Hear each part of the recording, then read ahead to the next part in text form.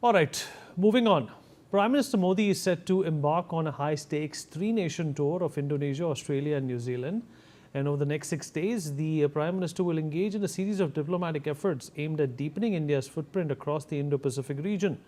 The tour will begin in Indonesia from July 6 to the 8th, marking his first bilateral visit there in 8 years. A critical move as both nations look to secure vital maritime lanes. From there, he will travel to Melbourne for the annual Leaders Summit with Australian Prime Minister Anthony Albanese, where the focus will shift to strengthening trade and defence partnerships. The visit will conclude with a historic stop in New Zealand, the first by an Indian Prime Minister in nearly 40 years, designed to formalize growing economic ties. As the Prime Minister prepares for this diplomatic blitz, the question remains, what will this tri-nation visit yield for India's global standings? We'll talk about this with our guest. Joining us on the show is Ambassador Bhaswati Mukherjee, former diplomat, Dr. Jayajit Bhattacharya, President of the CD PR, Major General Dhruv Katoj, defense and geopolitical expert, is also with us, and last but by no means the least, Mr. Adit Kothari, international affairs expert, joining us on the platform as well. Ambassador Mukherjee, at this point in time, there is a feeling that the Quad is not turning out to be as efficacious as it was designed or projected to be when COVID was, full-fledgedly dominating world headlines, with China, of course, being the pivotal problem. Now, the priorities have completely changed, and that too in a matter of 5 years. The Prime Minister is obviously concerned about, the straits that bring trade to India and from here on to the rest of the world. Defense, strategic ties, as well as security. How would you rate these three phenomena in terms of the Prime Minister's visit to these countries? Thank you, Vineet. You've raised some very important issues. First of all, the Quad does matter. It's just that there is one particular American president who does not care about Quad.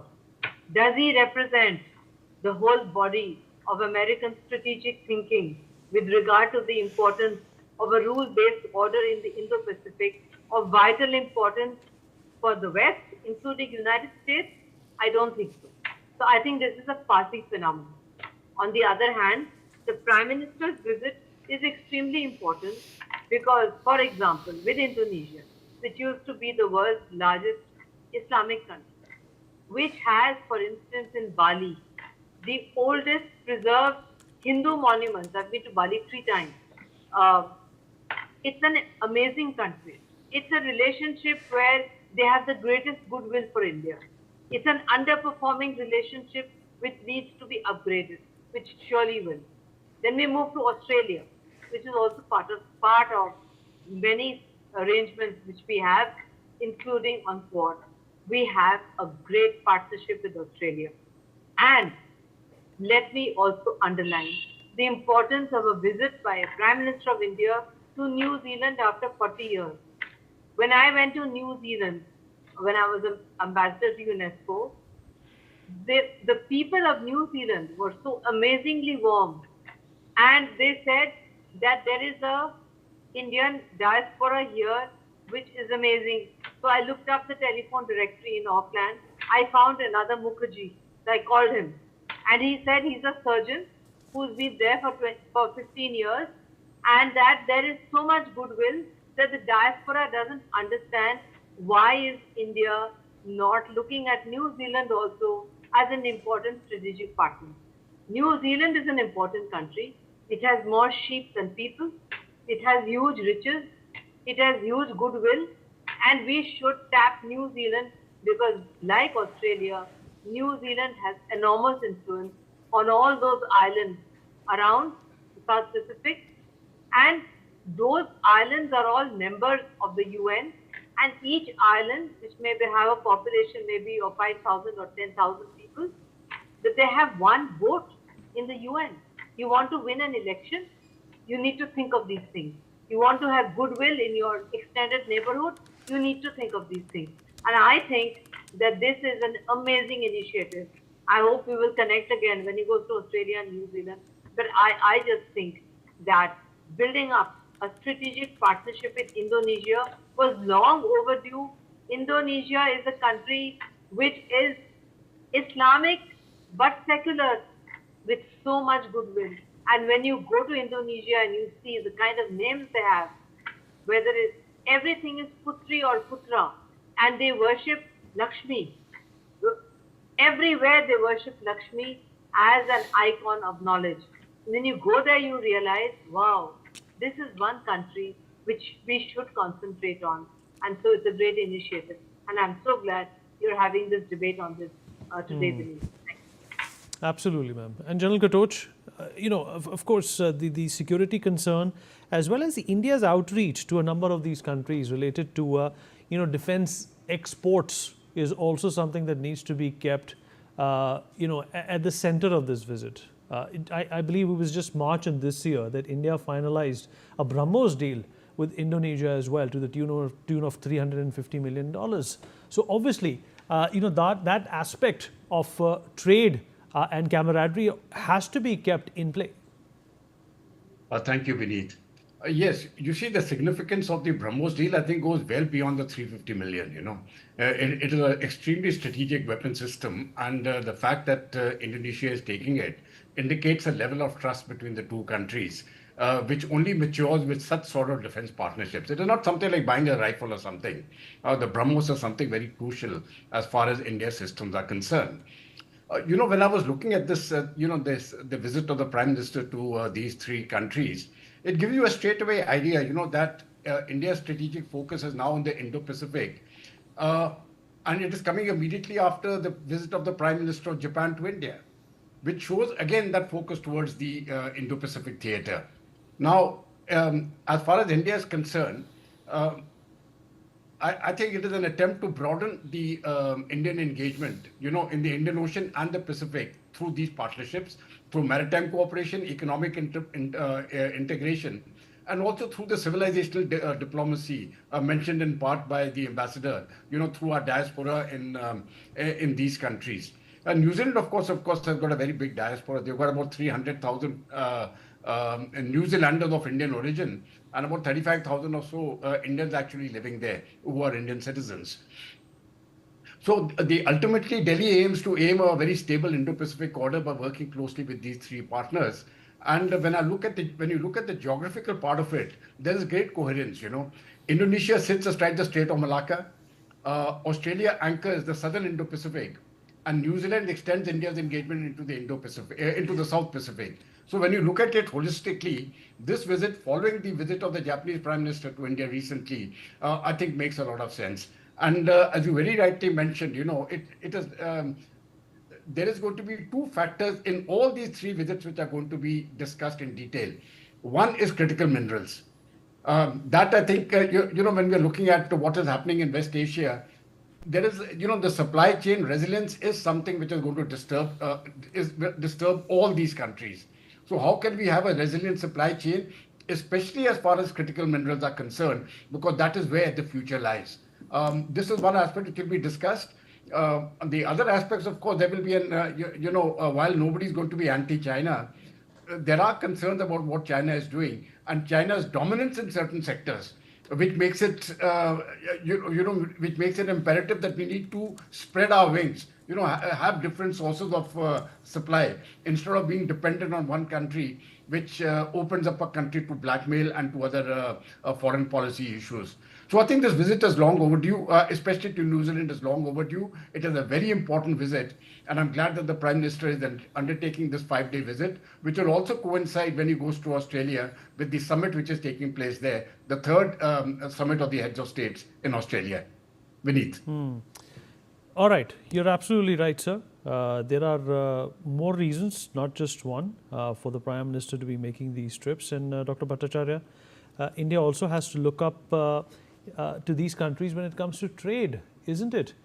Considering the fact that a lot has changed, especially since the start of this year, specifically since the start of 27th of February, India has to look out for alternative partners. No, absolutely. In fact, if you look at the three economies together, they're almost the same size as India's economy. And if you look at some of the trade agreements we have had with every one of them, we have a free trade agreement. And for the two of the largest economies, which is Indonesia and Australia, we're actually running a very serious trade deficit with both of them. And those are issues that needs to be addressed quite quickly. With both Australia and New Zealand, the free trade agreements has been of a recent nature, so it's important to shape them in a way that it's mutually beneficial. Unlike the Indonesia one, which was part of the ASEAN free trade agreement, and that hasn't really gone the India way.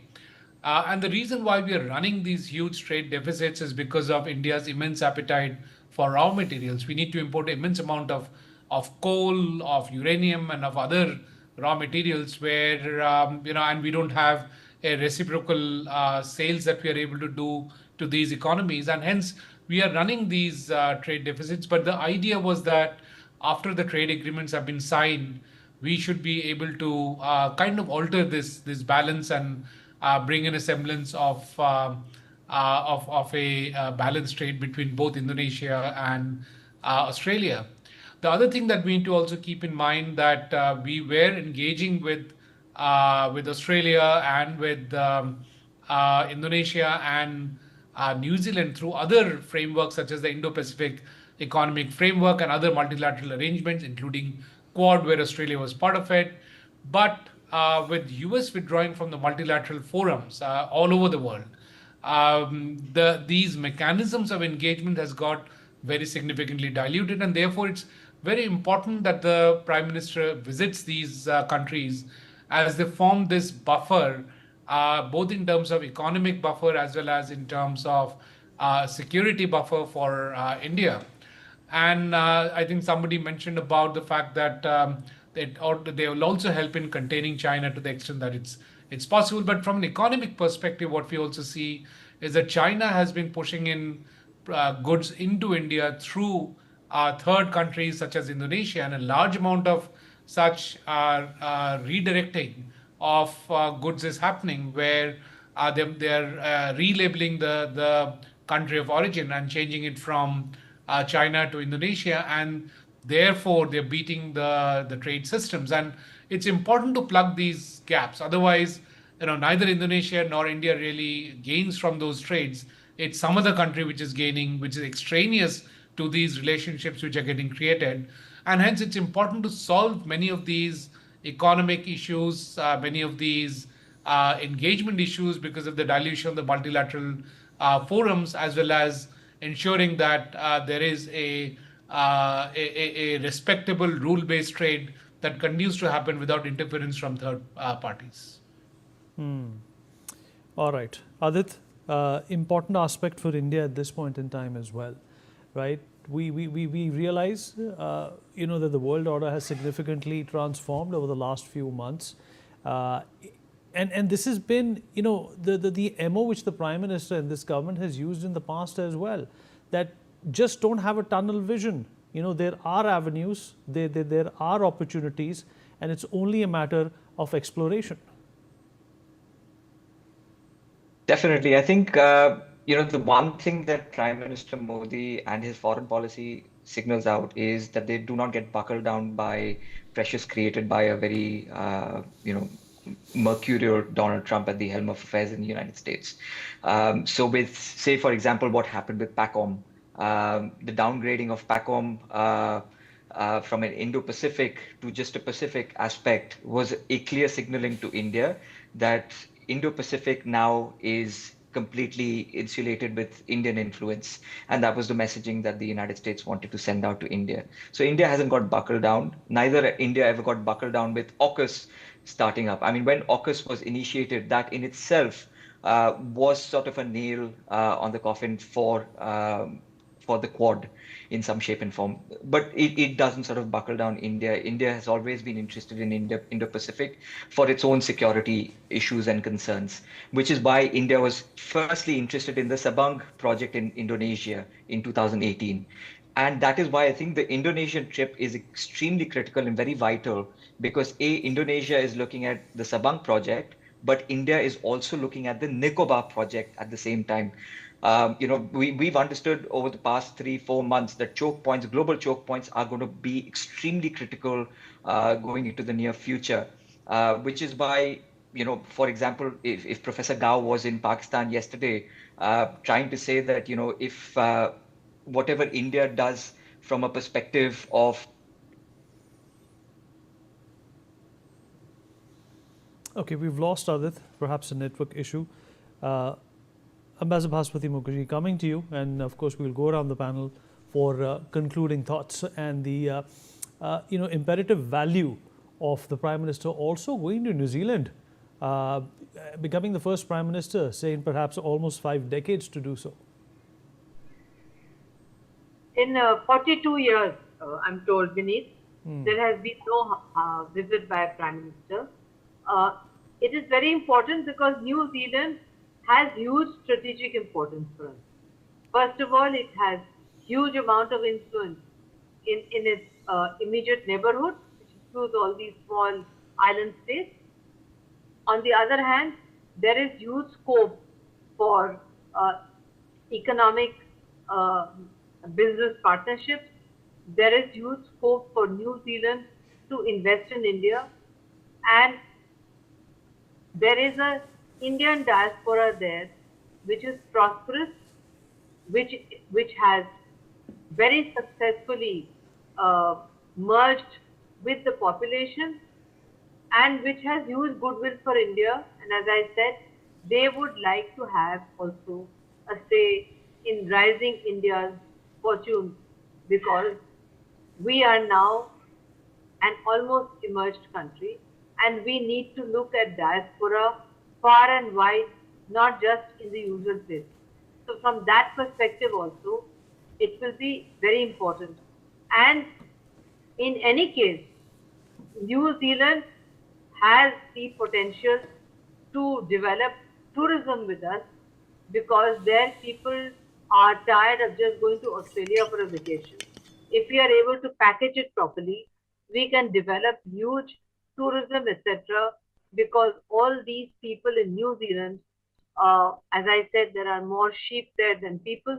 As I realized when I traveled across the length and breadth of New Zealand, these people are great travelers and they want to come to India. They are amazed by India. We have to just tap it. Tourism means FDI flows into India. Tourism means so much. And we need to look at the whole issue of direct flights, etc. If you can have direct flights from India to San Francisco, you can have direct flights from India to New Zealand. When I traveled to New Zealand from Paris, I had to change my flight twice to get to New Zealand. Now that's being rectified, we should look at that.